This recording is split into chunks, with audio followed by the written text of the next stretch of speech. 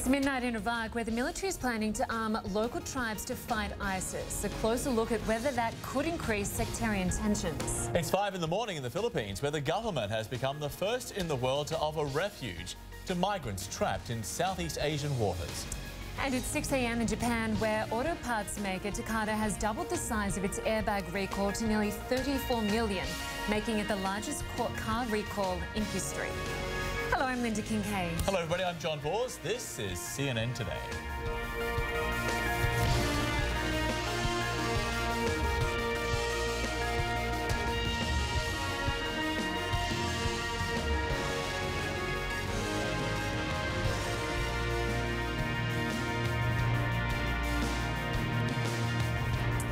Just days after ISIS conquered the key Iraqi city of Ramadi, its fighters are trying to push toward the capital, launching smaller attacks on government troops. The battle for Anbar is intensifying as Iraqi forces prepare a counterattack.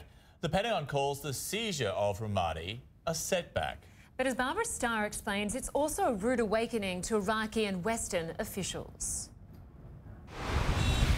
Tens of thousands of Iraqis on the run, fleeing Ramadi from ISIS's brutal takeover.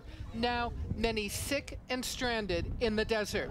Hundreds may have already been killed. One of the most horrific aspects of this, of course, is as these ISIS fighters went through the town, they massacred children, wives of the townspeople. Less than 70 miles from Baghdad, Ramadi extends ISIS's influence. To lose this city to ISIS, the new incarnation of al-Qaeda in Iraq, is a huge blow.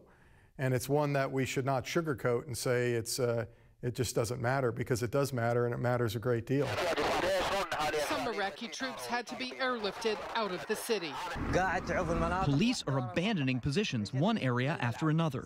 In the end, there was no help from the central government in Baghdad. The Iraqi army didn't have a good sense of what was happening in the city. Clearly, the Islamic State had been making inroads over the preceding weeks and months, and that Ramadi was a foundation rotting from within. Shia militiamen are gathering outside of Ramadi for a possible counterattack. Sunni tribes are asking for arms. U.S. airstrikes will continue. CNN has learned U.S. military commanders have, for now, ruled out special forces on the ground to help pick out targets inside Ramadi. And thanks to Barbara Starr for that report. And as Barbara mentioned, the Sunni tribes are asking for weapons. It seems they may get them. On Tuesday, the Iraqi Prime Minister announced plans to recruit and arm Sunni tribes in Anbar.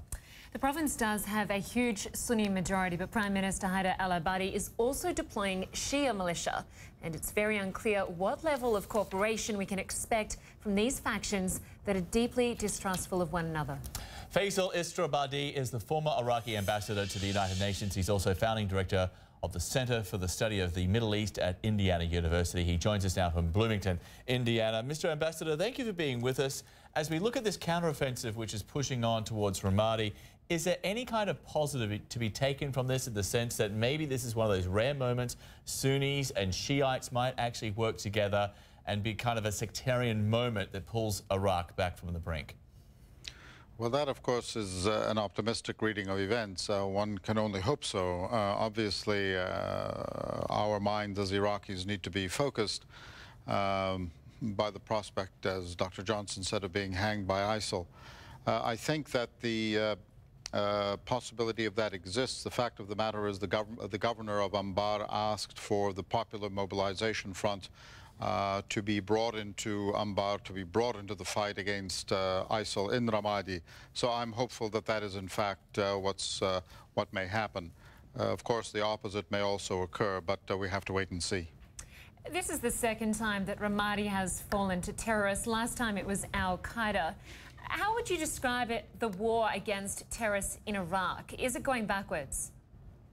Well, I mean, I think we can say that it is, you know, there can be a give and take in any war. Obviously, let's not forget that as late as December of 1944, the Germans had the Battle of the Bulge. So there can be give and take. The problem, I think, has been twofold. One is that We have fallen into a trap in the United States of speaking sort of rhetorically in terms of ISIL being on the ropes, and this sort of declaration is unhelpful when it does not, in fact, reflect the reality on the ground.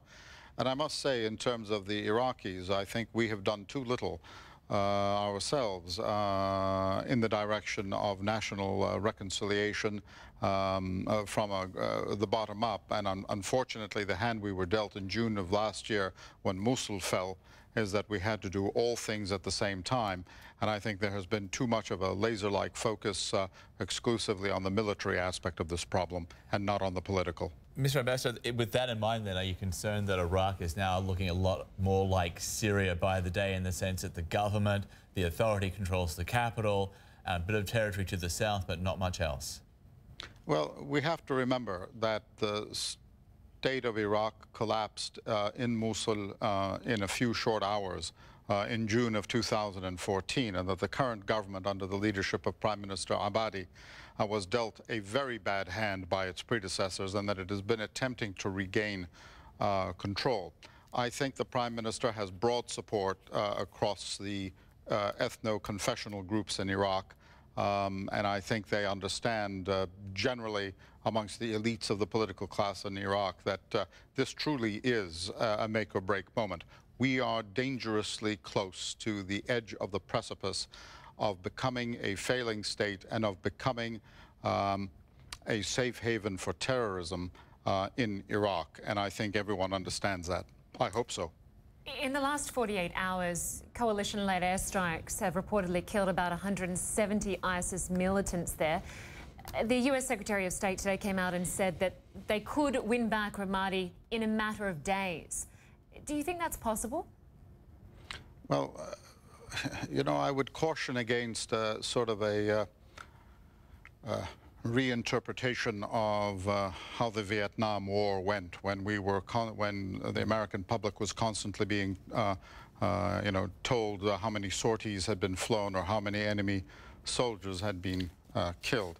I think this is going to take time. I don't think it's going to be in the short term, in the next days, that is, in the next week or 10 days. I don't think that's likely. I do think that the Iraqis are going to have to stand shoulder to shoulder, arm in arm, and fight a common enemy. And in the meantime, I think Iraqis also have to see that the political bickering can be set aside and the finger-pointing set aside as we fight a common enemy, common to all of us in the region, by the way, not just those of us in Iraq. Mr. Ambassador, we'll leave it there, but we appreciate your insights, and you've set the bar incredibly high. Let's see if they can actually reach those goals. Thank you, sir. Thank you. Thank you.